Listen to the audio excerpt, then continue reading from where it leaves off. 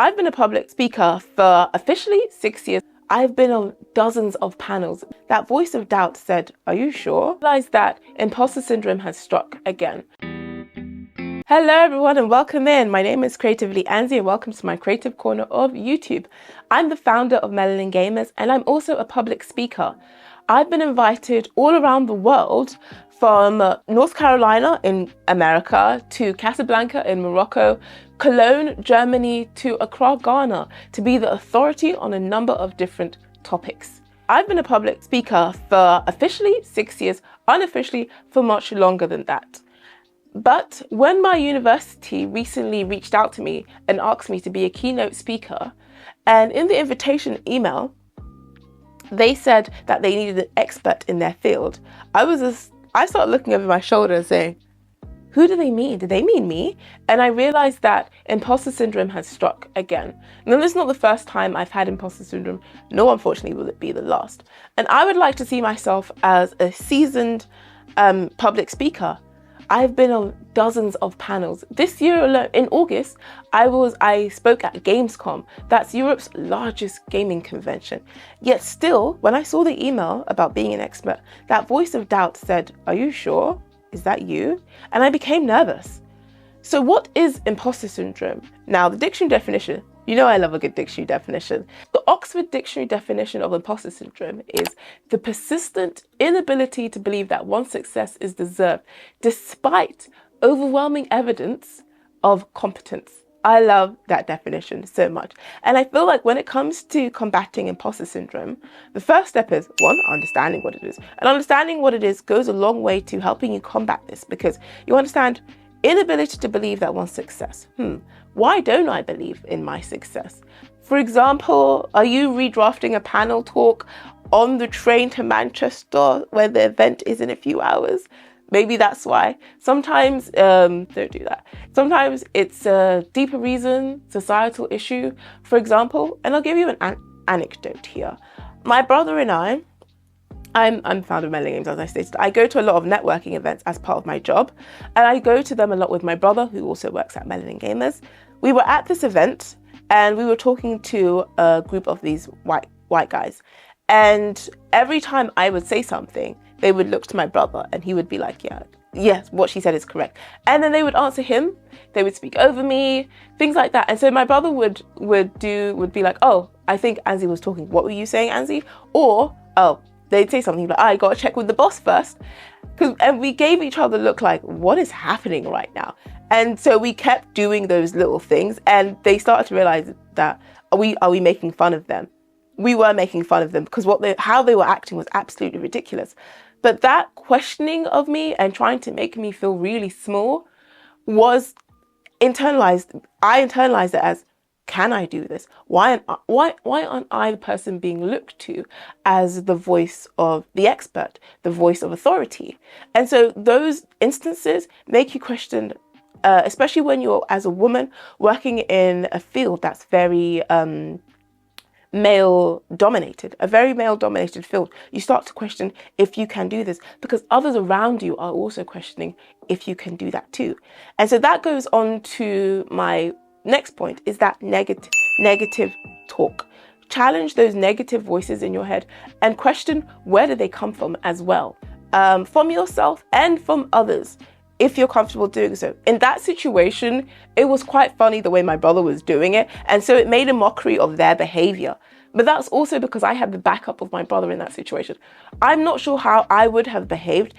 If I'd been alone, maybe I would have called it out. I have called it out a few times. And I'm like, what do you mean by that? But then it's like, oh, I've ruined the mood and I've changed how, well, it's just like, why did you say those things? Why are you challenging every single thing that I say? But it's like, do you want to go down that road?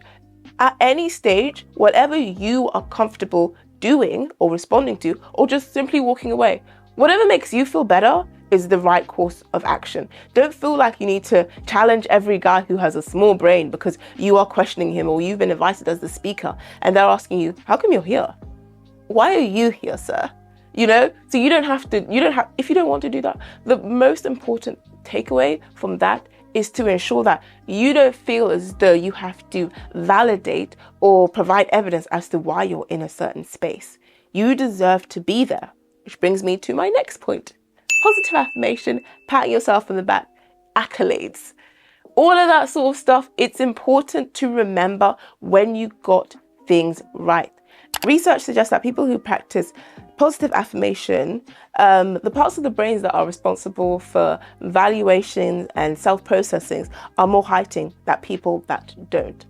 Basically, it means that the brain believes what you tell it. So if you're telling the brain, I am very good at this thing, remembering the times that you got it right. I remember one of my favorite talks was at EGX.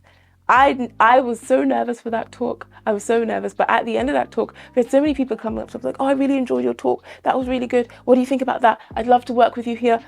Remember those times that, oh yeah, I got it right then. There was a very good outcome, this and that. Those times are very important. It will bring you back from that spiral of self-doubt. Oh, I can't believe it. I can't do this. All of these things, people are doubting me. Remember, these are the times, the evidence. These are cold, hard facts of when you got it right and when you were feeling good about yourself. Remember those times, yeah? And then come back from that edge. All that positive talk is good for you, and it's also good to learn from your mistakes as to when you could have, these are the times I got it back, these are the times I could have improved. Even the language that you're using has to be correct. Like, this was bad, I can't believe I did this. No, don't lament over, I can't do this, no, don't. How could I have improved? And this is how I did well. So analyze your panel like, oh, okay, well, this is where we could have done this, that, or the other. I should have researched this more. Maybe going into my next panel, I will do this, that, and the other. Going into my next talk, I will ensure that I research this topic a bit more. I bring flashcards. Maybe I'll take a sip of water. Don't immediately feel like I have to answer every single question. Let me think about those questions. Analyze what you've done in the past, your mistakes. Like Yoda said, failure, the greatest teacher is. I love Yoda. Very good examples that he gives. A great teacher. It's really important to learn from what you heard, what you maybe didn't do correctly, and learn for different things that you could have done. For example, maybe not answering a question just because maybe someone's triggered you. So not just like, oh, knee-jerk reaction to answer that question. Take a sip of water. Think about the question, answer it. That's what I could have done different. Researching your panel members that you bring onto a panel that you're organizing. Maybe a panel member goes rogue and starts saying some questionable things about women and the roles that they deserve to be in. Definitely research your panel members, because that can go left quick. Speaking of other people bringing onto your panel, it's important, like rehearsal. Rehearsing your panel talk is very, very important. The day, not the day before. The day before, yes, many days before. Do it if it's a solo talk, do it in front of someone you know and trust to give you honest feedback. If it's a group panel, ensure that everyone has kind of met each other and has spoken, and there's a group chat, or create a Slack or a Discord or whatever it is. Ensure that there's some energy, some synergy going on before you just plop everyone onto, okay, yeah, you guys go. No, don't do that. Ensure that everyone knows these are the subjects that we're going to be covering. Do you want to take that point? Do you want to take that point? And also there's room for natural flow, but these are kind of the points that we're going to be covering, and I hope everyone kind of knows what they are talking about as well. So definitely beforehand prep is crucial. Figures that if you're quoting statistics and all of those sort of things, make sure that those figures are correct, and this is where you got them from as well. Because there'll be somebody in the crowd who'd be like, oh, you said that 3 out of blah, blah, blah people, that's not a real figure. Actually, it's from this study. Actually, it's from that research. Actually, it's from there. Be fast with those things, because some people are literally just there to be like, no, she said that was wrong. And then they're gonna immediately, so you have to be mindful. And I say that with a grain of salt, because you don't have to answer every single question. Oh, actually, I will answer that question after the talk. Immediately shut down any nonsense that's trying to happen. Whatever, again, it's whatever you are comfortable with doing. It's your panel talk, so you're in charge here, yeah? Don't let someone try to hijack your talk or your speech with some nonsense or some mess. The most important thing is, I would say, out of everything I've said, is to take action. I keep saying I was really nervous when I gave that keynote speech. I was really nervous when I gave this panel talk. I was really nervous when I did these things. I still did it. I was afraid, I was nervous, I was this, I was that. I still was like, yeah, I agreed to do that keynote speech at my university. It was amazing, by the way. Many tears were shed. But you can be nervous, you can be scared, you can be questioning yourself, but don't let it stop you from applying for panel talks, from agreeing when you're asked to do a panel talk as well. It's very, very important that you keep being in these spaces, because the more you do this, the quieter that voice of doubt is going to get. It's going to get quieter and quieter. It's just a whisper. And sometimes when it does come back, boom, like it did when I had the university talk, before I had my keynote speech at my university. And I was like, oh, I thought you'd gone away. It's a process. It's not a cure. You know, talk to other people who do public speaking to give you hints and tips as to what they use to be able to combat imposter syndrome. Watch YouTube videos. To what people do to be able to combat imposter syndrome. Keep actively working on yourself, on why you have these feelings of doubt, and it will get better, so that you're armed with the tools that for when it does pop up. And it will get better, but when it does pop up, you'll know, okay, I'll do this, do that, to be able to combat this, to be able to continue going forward and continue taking up space, because you deserve to be in those spaces. There's a reason why they called you the expert. There's a reason why they did these things. There's a reason why people are coming to you. They want to listen to your story and to your expertise as well. So you matter. Don't forget that. That is the most important thing in this. So just as a recap, remember, question why you have those voices in your head. Question other people as to why they're doubting you, because hello. Research, ensure that you know your stuff, but give yourself grace, because maybe you know it, maybe you forgot in that instance, maybe, it's fine to say, I could do a little bit more research on that. I understand what you're saying.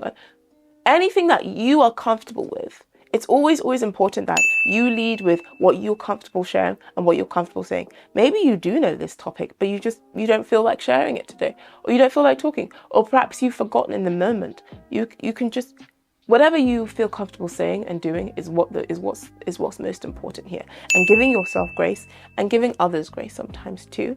Don't worry, you've got this. Thank you so much for listening. Please don't forget to like, comment, and subscribe. I'll see you all next time.